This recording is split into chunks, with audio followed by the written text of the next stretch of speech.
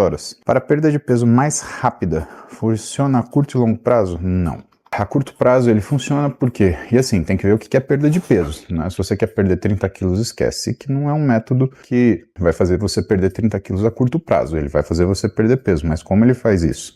A forma aguda do jejum trabalhar é diminuindo os níveis de insulina, né? E o problema é que quando você tem uma diminuição de níveis de insulina, você diminui o que é a retenção de líquido, então não é emagrecimento. Primeira semana, 70% de água que você joga fora. Segunda, 30%. A terceira semana, a perda de peso ela desacelera por conta disso. E aí o que você começa a perder? Você começa a perder hidratação muscular. E por isso que ele perde peso rápido, assim, quando você compara uma dieta comum. Porque primeiro você joga fora a água, depois começa líquido muscular. Não que você jogue fora músculo, mas tem um rearranjo na função da célula muscular e você passa a não guardar mais líquido, a não reservar. O que faz com que às vezes o seu músculo ele fique menos exuberante, ele fique menos túrgido, menos cheio, né? Ele possa dar uma aparência mais de flácido, né? Isso acontece com frequência no jejum intermitente, principalmente em homens. O homem costuma ter uma muscularidade um pouco mais exuberante e acaba sofrendo um pouco mais, né? A mulher costuma ter uma pele um pouco mais grossa, né? Ela tem mais gordura subcutânea, mas ela não percebe tanto assim. O que ela percebe são algumas coisas, como por exemplo, o bumbum fica um pouco mais caído, perde o tônus, né? Então a coisa é mais complicada. E o que o jejum intermitente faz, né, ele ajuda muito, por conta dessa ação sobre a insulina, ele ajuda muito você controlar o que é a sua glicemia, ele ajuda muito você melhorar o que são seus parâmetros de energia. Agora, tem uma coisa muito importante, né? Eu atendo muitas pessoas que ganham muito peso com jejum intermitente porque elas fazem o quê? Elas jejum intermitente com binge alimentar. Aí quando essa pessoa, ela entra no momento de se alimentar, né, na janela alimentar, e o que é o mais comum que as pessoas fazem, Joel?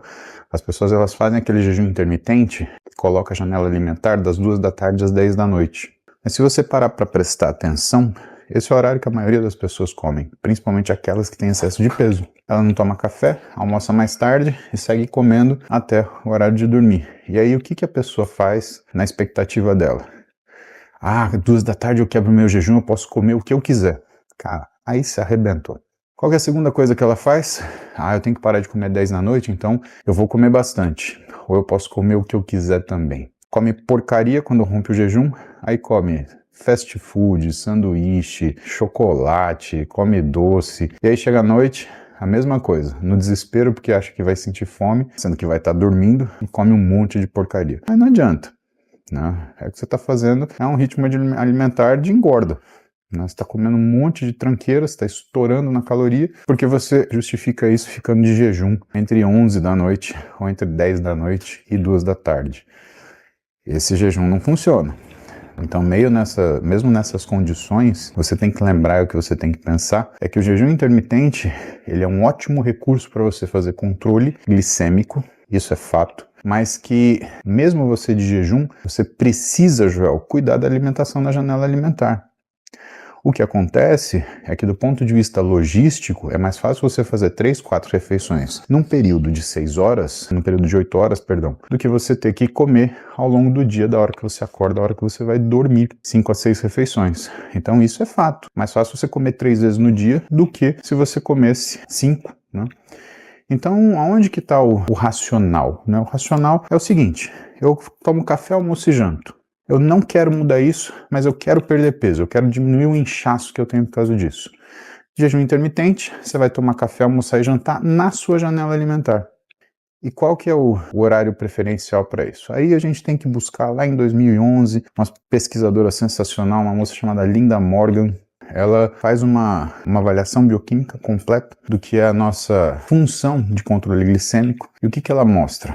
Ela mostra que existe um aumento da resistência à insulina, ou seja, uma facilidade para você engordar se você comer logo nas primeiras horas da manhã, se você comer depois das 6, 7 da tarde. Então, preferencialmente, o que é a melhor janela alimentar para você fazer um 16/8? Esse estilo de jejum intermitente, 16 horas de jejum por 8 horas de realimentação, refeeding que a gente chama, né? É das 8 da manhã às 4 da tarde.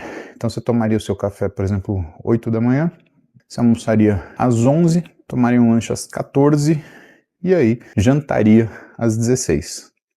Esse é um dia gástrico num cara que faz um jejum intermitente que funciona. Agora, o que você vai comer nesse inteirinho? Você vai comer alimentos de baixa caloria, mas de grande volume. Comida mesmo. Arroz, feijão, carne, essas coisas. O que você vai fazer é isso, né? Você vai transportar o seu café, almoço e jantar com um lanche para esse período entre 8 da manhã e 16. O segredo é como que você cria uma logística para que essa coisa seja factível. E o que você precisa entender? O jejum intermitente, quando você está fazendo, ele tem que ser todo dia. Não é durante a semana. Ah, não, aí no final de semana eu janto, eu faço isso. Não. Tudo que envolve alimentação, pessoal, escute isso com carinho.